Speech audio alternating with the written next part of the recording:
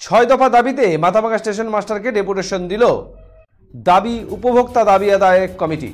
এদিন সংগঠনের সদস্যরা স্টেশন মাস্টারের অফিসের সামনে জমায়েত হন এবং পরে স্মারকলিপি জমা করেন। সংগঠনের সহসভাপতি বলেন, দূরপাল্লার ট্রেন স্টপেজের দাবি, কলকাতার আরেকটি ট্রেন স্টপেজের দাবি সহ বিভিন্ন দাবিতে স্টেশন মাস্টারের কাছে স্মারকলিপি জমা করলেন তারা।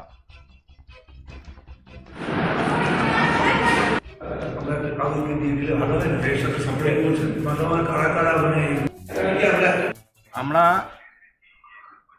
রেলের যে পরিষেবা, সেই পরিষেবা এখানে পেয়ে আমরা মাথাভাঙাবাসী খুব উপকৃত। তবে আমরা মনে করছি যে এখান থেকে আরও অনেক পরিষেবা আমরা পেতে পারি।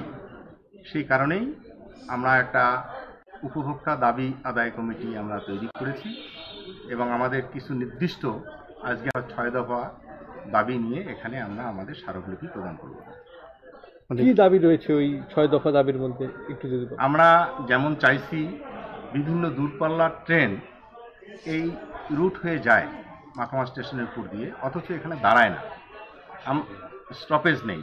সেক্ষেত্রে এখানে স্টপেজ হলে পরে এই মাথাভাঙা এবং তার পার্শ্ববর্তী এরিয়ার সমস্ত যারা রেল পরিষেবা আমরা নেই তারা উপকৃত হব।